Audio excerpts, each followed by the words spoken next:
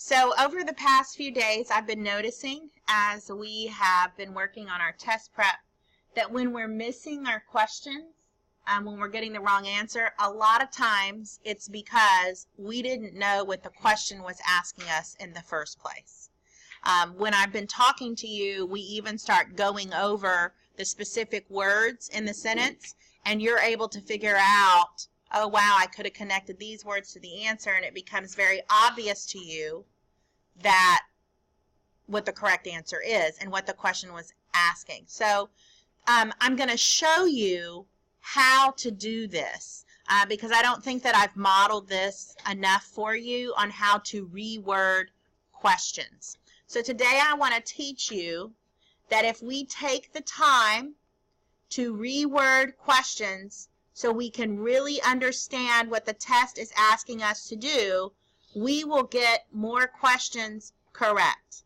And that, in my opinion, like I think each one of us should have, how many questions can I get correct? Like there should be a race to see who can get the most questions correct, right? So this is one of those strategies that if you do it and you do it well, it will definitely aid you in getting the most questions correct. And that's what we want to do, right? Because this is when we can show ourselves and others how much we've learned this year and how much we've grown.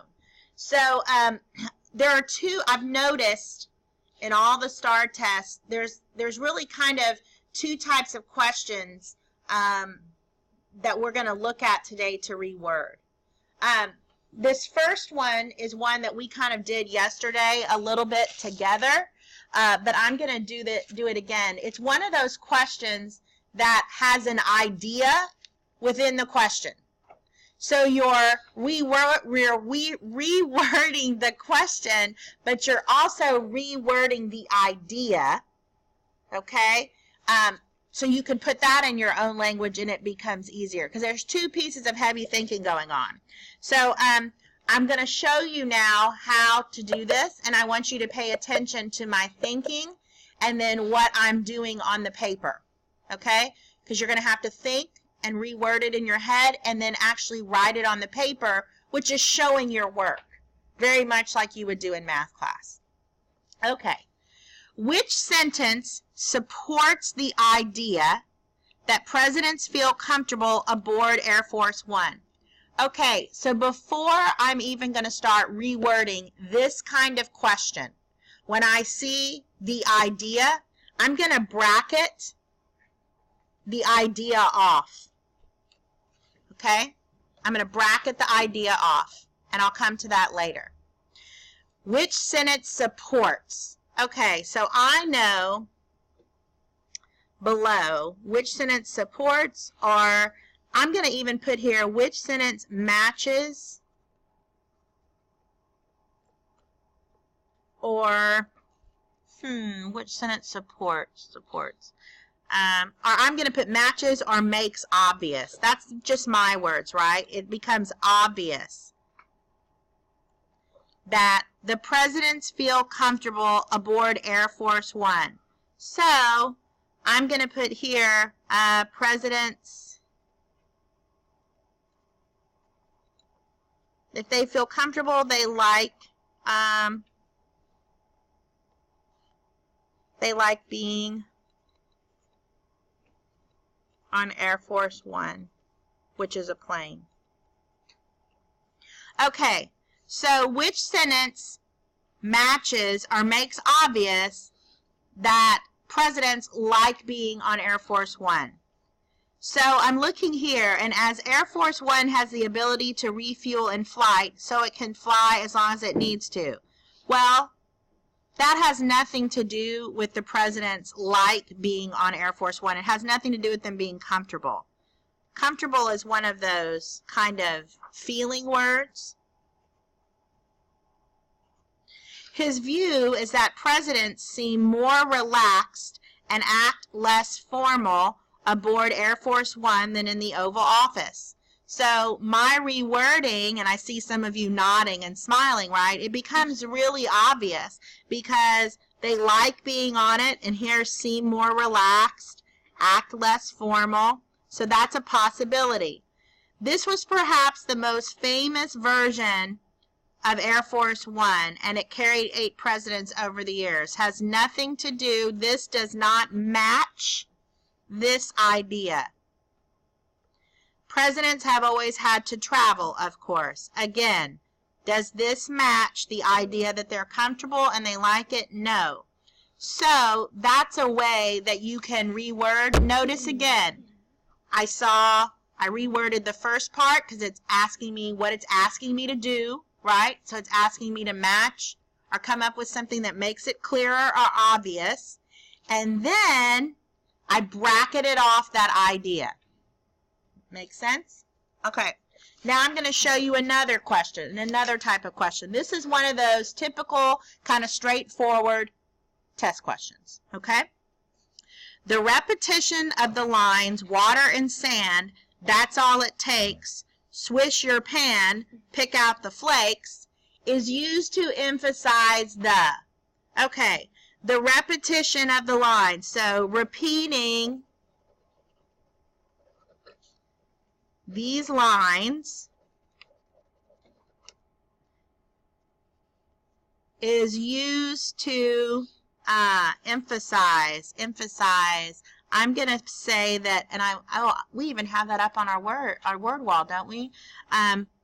Is used to highlight or maybe bring attention to.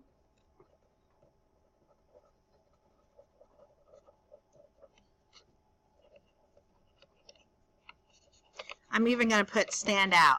So repeating these lines, water and sand, that's all it takes, swish your pan, pick out the flakes, is used to emphasize the, I'm saying is used to highlight or bring attention to. Okay? You want me to answer it?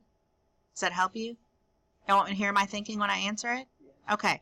Importance. Okay, so repeating water and sand. So it looks like I need to probably analyze this too, right? Water and sand, that's all it takes. Swish your pan, pick out the flakes. So water and sand, those are things used. Those are things used and how you use them to get gold out. I'm also putting that into my own words, aren't I? There's a lot of writing here around this question, isn't there? It's important because it's too much to hold in my head, just like working math problems. Okay? So repeating the lines, which means what the tools that were used or the things that were used and how to use them to get out the gold. Well, importance of gold mining to the economy? No, I don't see any words that match with economy. Physical hardships and obstacles faced by miners. It doesn't talk about it being hard on their bodies. Additional tools needed by miners in the gold fields.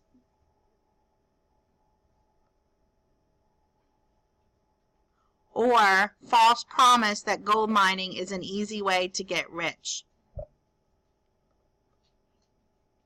I think it's H2, right? Yeah. So it's H. Okay. All right. Here's what I'd like for you to do. I'm going to put up another sentence. I'm going to do number 31 here. An idea explored in both the selection and the poem is that gold mining, I just want you to reword this. Take a minute to think about it.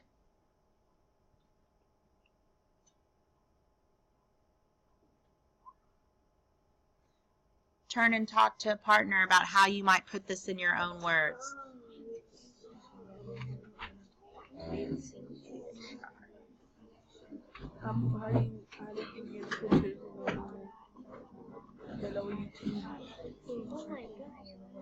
Hello YouTube. Hello YouTube. Okay. How do you put that in your own words? No, how do you put it in your own words? Hello YouTube.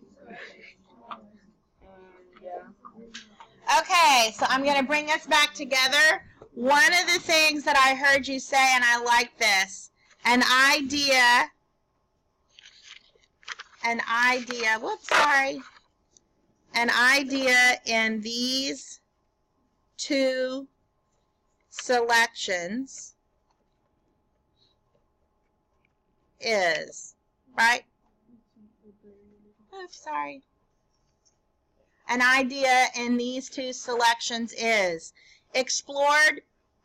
You might reword that. An idea that they are trying. When you explore something, you are that they're trying to learn about, maybe.